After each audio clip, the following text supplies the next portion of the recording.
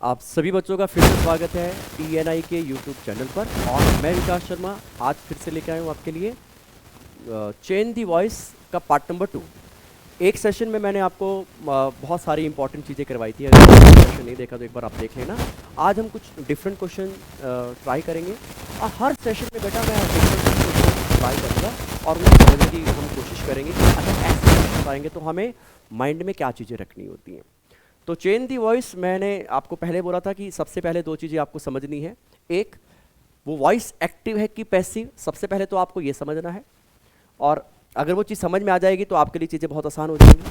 ठीक, जैसे अगर वॉइस एक्टिव है तो अगर वॉइस चेंज करनी है तो आपको एक चीज़ तो ये समझनी है कि वॉइस एक्टिव है कि पैसिव है। एक चीज़ आपको ये माइंड में रखनी है, वॉइस आपकी एक्टिव भी हो सकती है और पैसिव भी हो सकती है। अब आपको वहाँ पर देखना है कि वॉइस एक्टिव है कि पैसिव है। तो आप कैसे देखेंगे?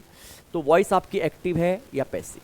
पैसिव है तो पैसिव की पहचान मैंने आपको लास्ट सेशन में भी बताई थी कि बी के बाद वर्ब की थर्ड फॉर्म होगी तो आप समझ लेना वॉइस पैसिव है और अदरवाइज आपकी वॉइस एक्टिव कंसीडर की जाएगी। ठीक है। और दूसरी चीज़ जो आपको सबसे ज़्यादा पता होनी चाहिए कि वो टेंस कौन सा है।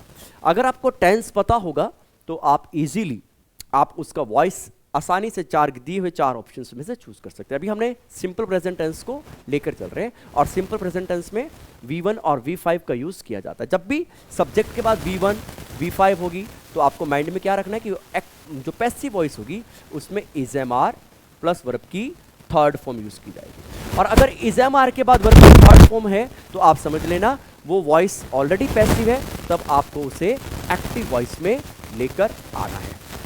ठीक है। तो कुछ इंपॉर्टेंट क्वेश्चन मैंने लास्ट सीरीज में बिल्कुल बेस से स्टार्ट किया है और आज कुछ और इंपॉर्टेंट क्वेश्चन को डिस्कस कर लेते हैं। ठीक है। तो आइए सेशन स्टार्ट करते हैं। और अगर आपको ये सेशन अच्छा लगे तो बेटा लाइक कर लें, दूसरों के साथ शेयर कर लें और कोई सुझाव हो तो कमेंट बॉक्स में आप अपने सुझाव दे सकते हैं।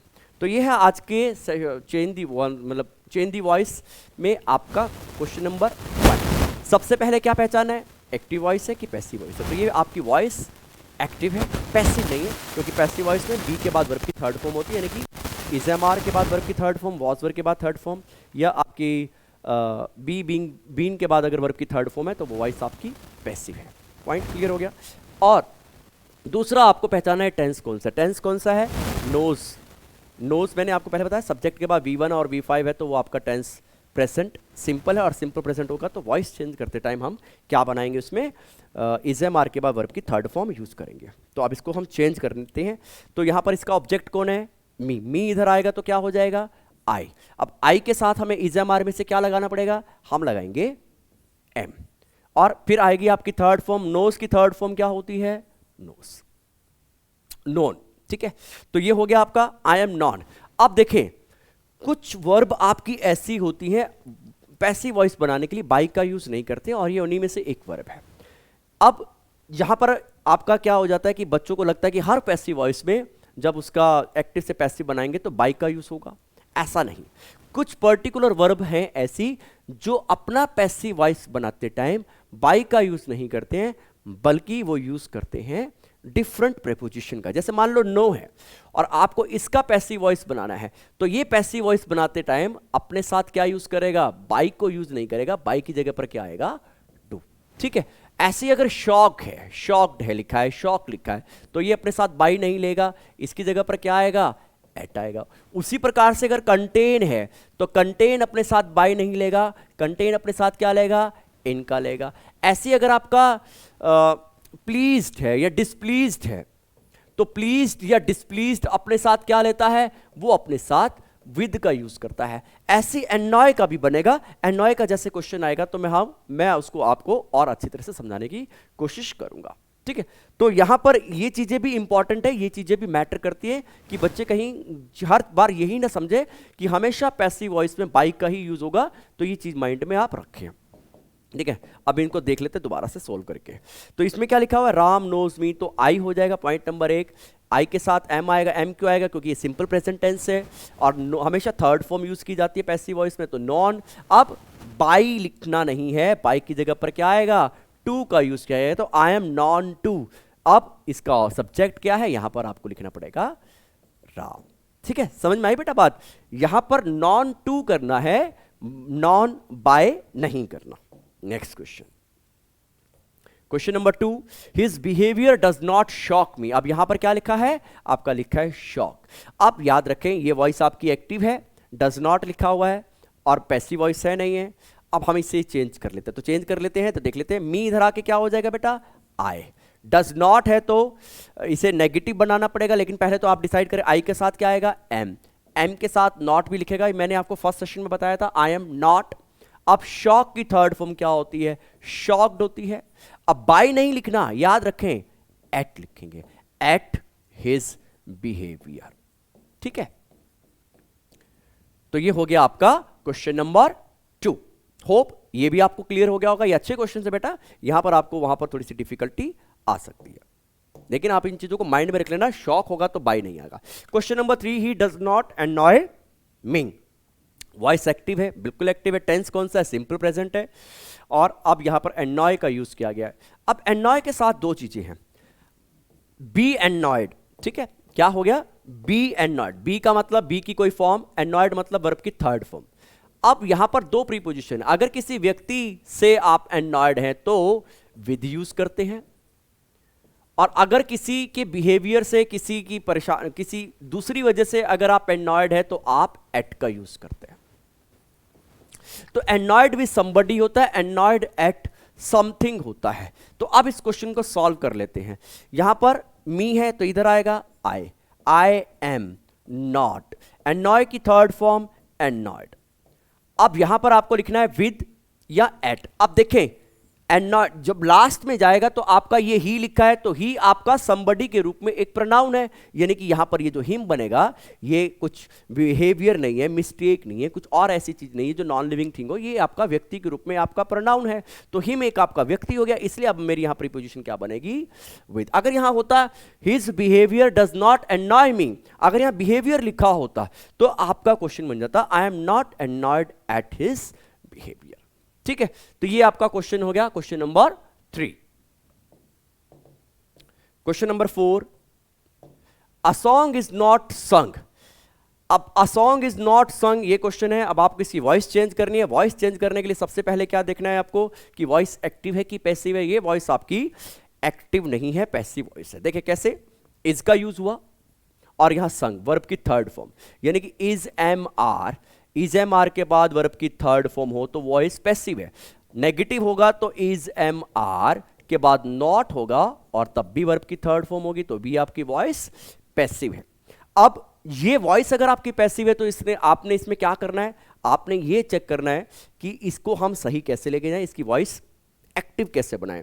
तो अगर इज एम आर वर्ब की थर्ड फॉर्म है तो आपको क्या करना होगा, सब्जेक्ट के अकॉर्डिंग V1 या V5 यूज करनी पड़ेगी, और अगर ये नेगेटिव है तो डू नॉट या डज नॉट आपको यूज करना पड़ेगा एक्टिव वॉइस में, वो डिपेंड करेगा। अब देखें जब इसके बाद लिखा नहीं हुआ कि बाय लिखा होता तो हमारा काम आसान हो जाता। अगर यहां पर लिखा होता बाय मी तो नहीं लिखा हुआ। अब यहां से ये भी नहीं कह सकता ना ये वॉइस एक्टिव है, क्योंकि वॉइस एक्टिव की, पैसिव वॉइस की पहचान ये नहीं होती कि बाय लिखा हो, बाय नहीं लिखा होता है।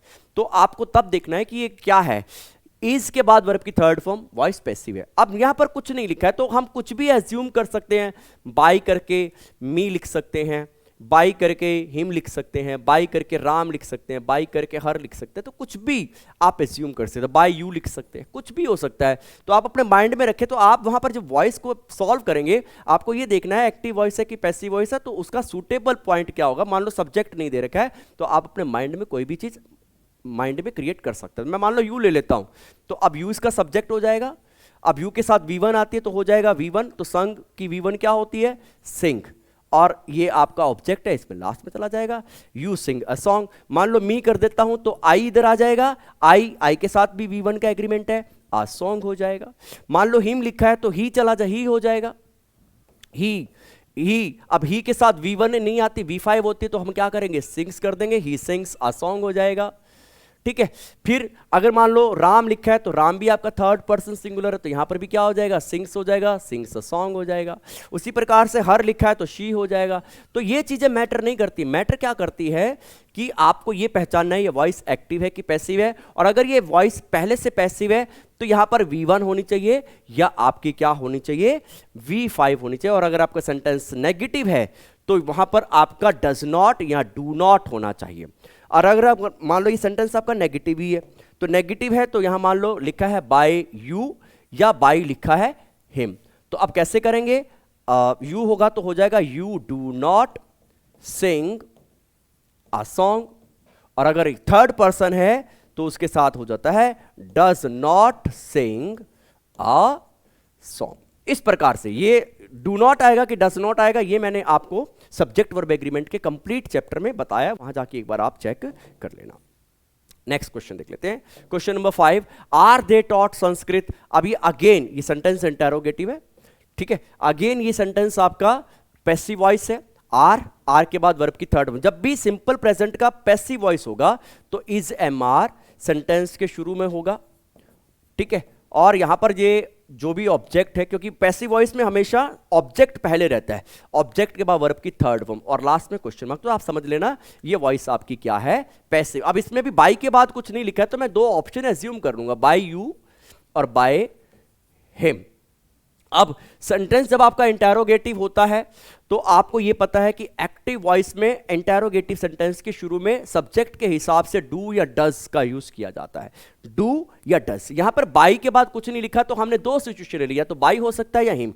अब हिम होगा तो इधर आके ही बनेगा और यू होगा तो मतलब यू ही रहेगा। तो अगर ये केस ले लेते हैं, मान लो बाई के बाद यू लिखा है तो अब केस क्या बनेगा, तो यहां पर डू या डज लगाना है तो यू आएगा। अब यहां पर हमें आर की जगह डू या डज लगाना है, क्योंकि जब वॉइस एक्टिव से पैसिव से एक्टिव बनाते हैं इंटरोगेटिव सेंटेंस में तो शुरू में ही आपका डू डज आ जाता है। तो मान लो यू है, यू हमने एज ए सब्जेक्ट कंसीडर कर लिया तो यू से पहले हम डू का यूज करते हैं, डज का यूज नहीं करते हैं। और यहां पर ये जो थर्ड फॉर्म लिखी है इसे हम वर्ब की फर्स्ट फॉर्म में ले आएंगे, do you teach Sanskrit, do you teach them, क्योंकि डबल ऑब्जेक्ट है संस्कृत, डबल ऑब्जेक्ट इसके अंदर है। एक तो ये है जो आपका इनडायरेक्ट ऑब्जेक्ट है और एक संस्कृत आपका डायरेक्ट ऑब्जेक्ट। मैंने आपको फर्स्ट सेशन में डबल ऑब्जेक्ट वाली चीजें बताई थी, डायरेक्ट ऑब्जेक्ट और इनडायरेक्ट ऑब्जेक्ट कैसे होता है। जनरली जब आपका इनडायरेक्ट सब्जेक्ट से पैसिव वॉइस बनाया जाता है तो वर्ब के बाद टू नहीं लगाया जाता, और जब आप डायरेक्ट सब्जेक्ट से पैसिव वॉइस बनाते हैं तो वर्ब के बाद टू भी लगाया जाता। तो यहां से आपका इनडायरेक्ट ऑब्जेक्ट से पैसिव बनाया गया है, ठीक है। तो यहां पर आपका सही क्या हो जाएगा, do you teach them Sanskrit. और अगर ये हिम होता तो आपका बन जाता does he teach them Sanskrit, ठीक है। तो ये था ये आज के क्वेश्चन जो उतने आसान है नहीं, आप प्रैक्टिस करें। अगला सेशन में फिर लेके आऊंगा, एक अच्छा सेशन लेके आऊंगा, वहां पर मैं हूं हूं जैसे वाली चीजों को भी डिस्कस करूंगा, थॉरोली डिस्कस करूंगा। और आज इतना ही है, और चीज़ों को आराम आराम से आप टैकल करके लेके चलें, समझ के चलें। इन केस अगर आपका कोई सुझाव हो तो मुझे सुझाव दे सकते हैं, मैं प्रैक्टिस क्वेश्चन भी जल्दी ही लेके आऊँगा ताकि आपकी प्रैक्टिस अच्छी हो जाए। अब यहाँ से मुझे आप दे दीजिए इजाज़त, और अपना मतलब तैयारी करते रहें दबाकर। और thank you so much, God bless you all.